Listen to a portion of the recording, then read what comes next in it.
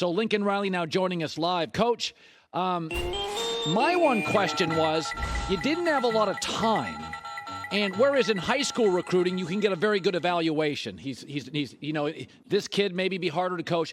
In the transfer portal, how do you make those evaluations that you got kids that were coachable, not selfish? Because you were really up against the clock on almost all these transfers.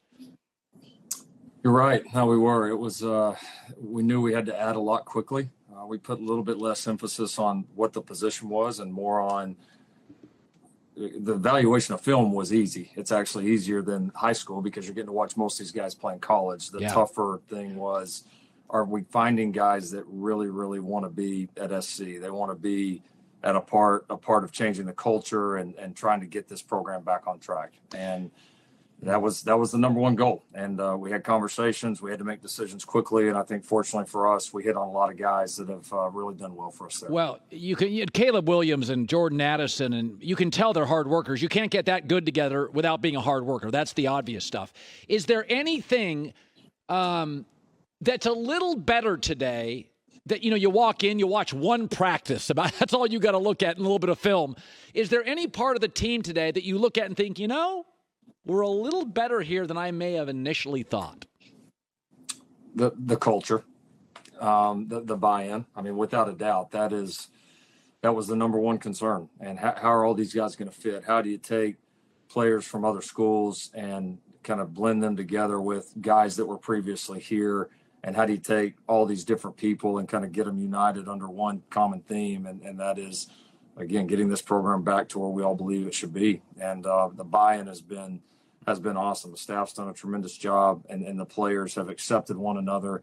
I think they've all understood the opportunity that we have. And I think one of the big helps there has been our former players getting back and being so involved. I mean, being able to hear from, a Ronnie Lott or an Anthony Munoz or Matt Lyon or go on down the line. I mean, some of the best that have ever done it.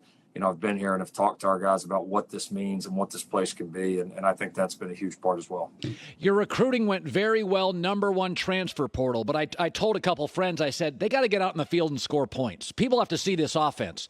It'll help. It'll help their recruiting. Because, that basically you were recruiting off a 4-8 season. That's hard. Have the first couple games, maybe I'm being hyperbolic here, but even these first two games, have you noticed a little uptick in recruiting great high school or college players?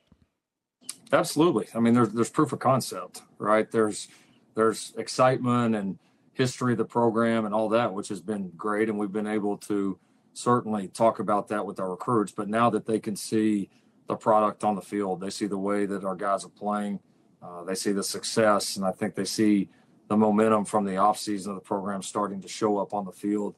That's always huge. And at some point, talking season and hype season are always over. At some point, you get to play football. You got to play football, and you get a chance to go prove it. And I think our future players out there that are seeing that are excited and watching the TV screens on Saturday saying that'd be pretty cool to be a part of.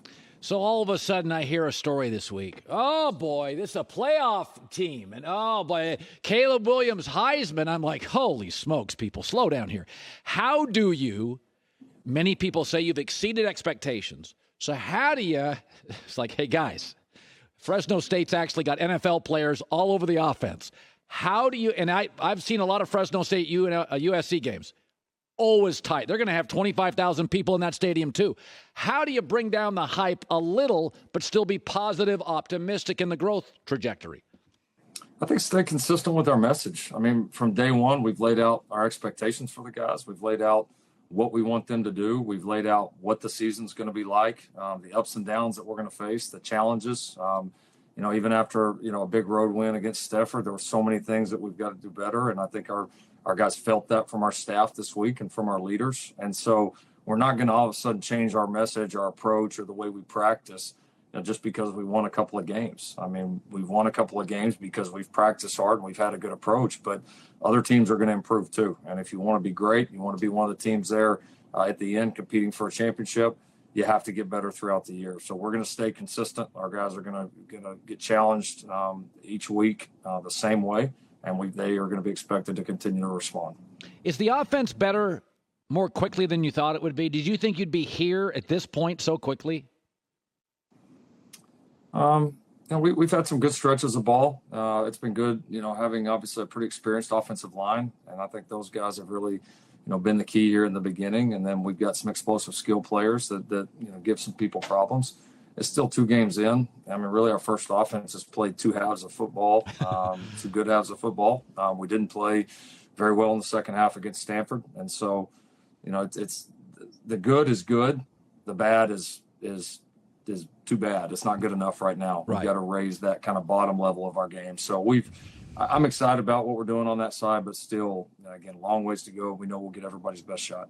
Listen, my theory is you can in 1 year, you can fix one side of the ball. Like, I think offensively, you're good enough to play with anybody. I think it's really hard to ask somebody to come in and fix both sides, even with a transfer portal. You're giving up a lot of run yards. There's, you've got some teams coming up. Oregon State's got a really good offensive line. You're facing an NFL quarterback Saturday night. Let's just be honest here. Are there parts about this defense that concern you? The thing we've been most excited about is we lead the country right now in turnover margin. We've got 8 turnovers defensively, which has been great. Defenses get the ball out, and we've done that. I think the other thing that's been very encouraging for us on that side of the ball is we feel like some of the mistakes that have been made are certainly correctable. Right. And a lot of them have been us shooting ourselves in our own feet. And so we've got to do a better job of cleaning that up. But I love the way we're tackling. I love the way that we're taking the ball away. And if we can continue to clean up a little bit in the run game, this has got the makings of, I think, being an outstanding defense. And our expectations are to be phenomenal on both sides of the ball. And I think we absolutely have the people to do it there. Could I argue with a transfer portal, recruiting's hard? There's the great coaches of all time. You get a kid to campus, a high school kid, and he's just not good enough. The transfer portal, you have the film. You know he can play at the Division I level. Could I argue going forward that the real truth in recruiting, the smartest recruiting, is 60% high school, 40% transfer portal? And, you're going to have fewer misses? Or is that too chemistry? Could that be a chemistry issue? It could be. I think it puts the pressure on, can you bring in the right guys from the transfer portal, right? I mean, you're right that the physical evaluation, the football evaluation is easier. The other evaluation in terms of how they are as a person, how are they going to fit in the locker room, honestly, it's probably easier in high school just because you get to recruit those guys for so much longer. Sure. You get to spend time with them. You get to go out multiple times. And these transfer portal things happen so quickly that you got to make a pretty quick call based on what you know and what you hear about this guy and make a pretty quick decision. So, yeah, there's pressure either way, but the transfer portal obviously is not going anywhere. These new windows are certainly going to change it, I think, a little bit, but I think it's going to be a part of college football for a long time. And I think those that can find the right people in it are going to have a big advantage. Fox Sports, Saturday night. This is going to be a big crowd. Fresno State travels incredibly well. You guys are off to a roaring start. Boy, football's fun. Games are fun. I sit there by the TV.